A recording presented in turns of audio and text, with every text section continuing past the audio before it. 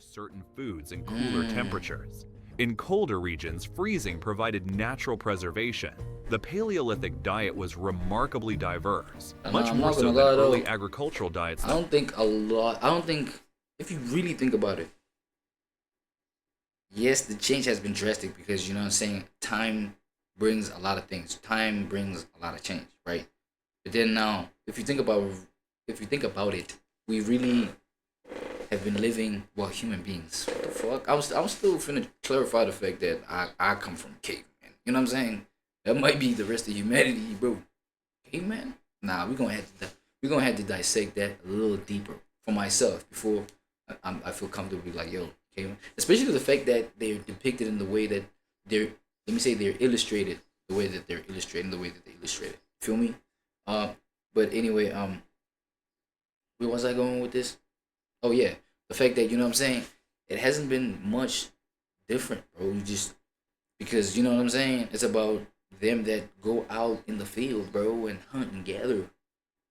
Those are the ones that eat, and obviously, I feel like it wasn't all the way selfish because people lived amongst one another. There was still a collective.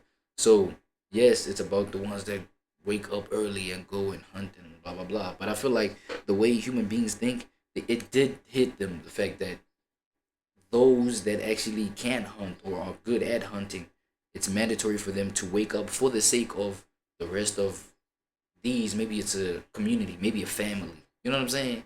Maybe a nation would maybe start picking men who are the strongest, who are the the fastest, the smartest, the sharpest to go out there in the fields, blah blah blah, and then the women, you know what I'm saying? Like just on some group vibe tips, and I think that's where the organize, oh my god, or the systematization, the organizement, the organizing of like, you know what I'm saying? Shit like maybe industry, feel me?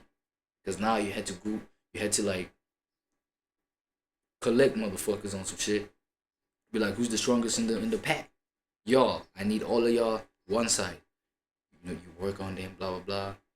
But then again, who was the authority that ended up creating these decisions?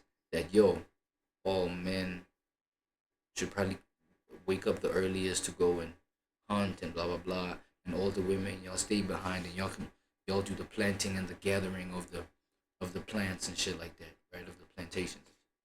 So you feel me?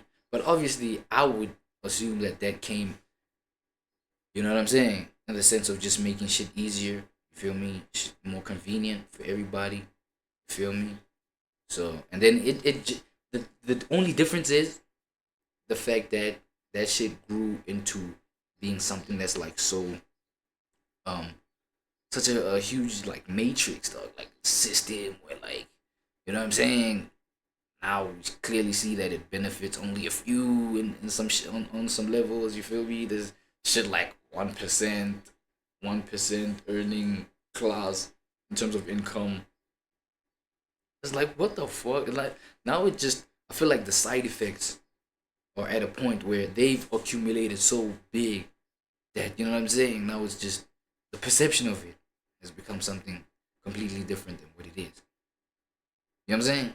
But on some shit, on some tip, bro, motherfuckers back at this time versus right now. You know what I'm saying? It was the same mentality, it was the same mental patterns in terms of how we sustain ourselves and maintain our lifestyles. That follow. Analysis of bones from Paleolithic Right. humans shows generally good nutrition with fewer deficiencies than their agricultural descendants. One crucial innovation was cooking. While the exact timing is debated, control of fire for cooking dates to at least 400,000 years ago, with some evidence suggesting much earlier origins. Cooking made many foods more digestible, releasing more calories and neutralizing natural toxins in some plants. Paleolithic humans spent considerable time manufacturing and maintaining tools. Tool making wasn't occasional but constant. Stone tools dulled with use and required regular resharpening or replacement. A skilled knapper could produce a functional cutting edge in minutes, but more complex tools required hours of careful work. The evolution of stone tool technology reveals increasing sophistication.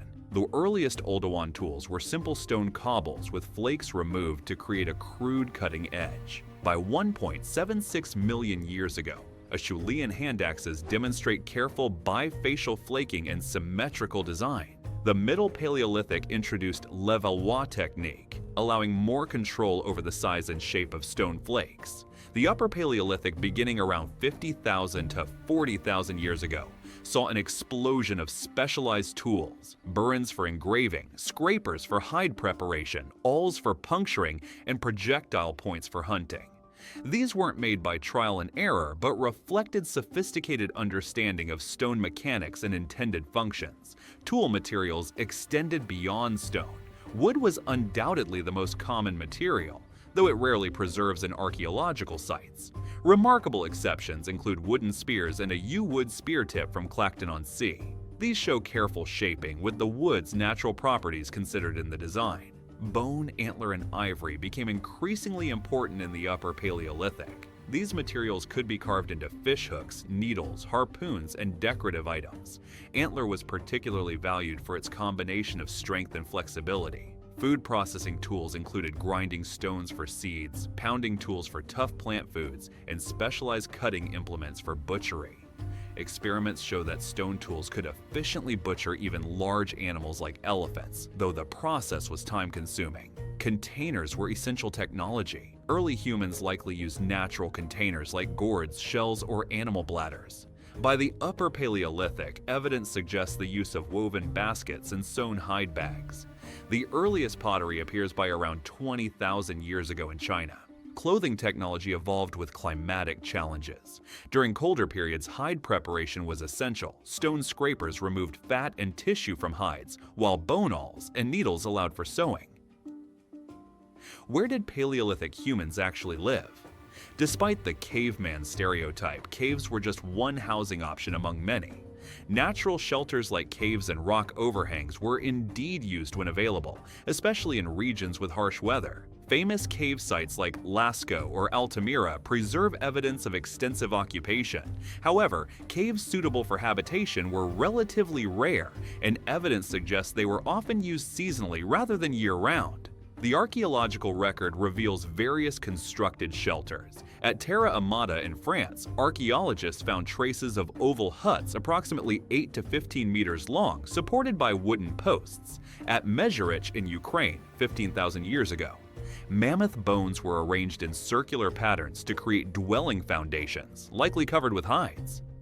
Inside these shelters, space was organized for different activities. Hearths typically formed the central focus, with evidence of sleeping areas, tool-making spaces, and food processing zones arranged around them. Home maintenance required ongoing work. Fire needed constant attention, shelters required repair after weather damage, and living areas needed periodic cleaning. At some sites, archaeologists have identified distinct dumping areas where refuse was deposited away from living spaces. Child rearing was integrated into daily life. Unlike modern society's age segregation, Paleolithic children likely observed and participated in adult activities from an early age. Personal hygiene is harder to trace archaeologically, but ethnographic studies of hunter-gatherers suggest regular practices, including dental cleaning with fibrous plants and bathing in available water sources. Home life also included care for ill or injured individuals. Several Paleolithic skeletons show evidence of healed serious injuries or long-term disabilities, indicating community support for those unable to contribute fully to subsistence activities. Contrary to popular portrayals of primitive existence, Paleolithic social life was rich and complex. The basic social unit was the band, typically 20 to 30 individuals consisting of several related families. These bands weren't isolated. Archaeological evidence shows regular interaction between groups. Exotic materials found far from their sources indicate trade networks spanning hundreds of miles. Social bonds were maintained through various activities. Sharing food was fundamental, creating reciprocal obligations. Evidence from sites like Dolny Vestanich 29,000 years ago shows large hearths capable of cooking enough food for substantial gatherings, suggesting communal feasting events. Art played a crucial role in Paleolithic social life. The earliest definitively human art includes ochre processing at Blombos Cave in South Africa almost 100,000 years ago. By the Upper Paleolithic, we see spectacular cave paintings, portable figurines, and musical instruments. Music is ephemeral, but surviving instruments offer tantalizing glimpses. Bone flutes dating to 43,000 years ago have been found in Germany, with careful reconstruction showing they produced notes in recognizable scales, paired with drums made from stretched hides or hollowed logs, which rarely preserve. These suggest sophisticated musical traditions. Evidence for medicine and healing practices comes from plant residues with medicinal properties found in dental calculus. Some shamanic practices may be reflected in therianthropic, a human-animal hybrid images in cave art, possibly depicting transformed states of consciousness. Conflict existed but wasn't constant. While some Paleolithic skeletons show violence-related injuries, they're relatively rare compared to later periods. Resource abundance relative to population likely reduced competition in many regions. The Paleolithic lifestyle represents the longest and most successful human adaptation, sustaining our species through dramatic climate changes and enabling global colonization. What can we learn from this enduring way of life? First, Paleolithic humans were remarkably skilled environmental managers. Rather than passive victims of their environment, they actively shaped landscapes through selective hunting, plant management, and even controlled burning. Archaeological evidence from Australia shows Aboriginal fire management dating back 65,000 years, creating mosaic landscapes that enhanced biodiversity. Second, Paleolithic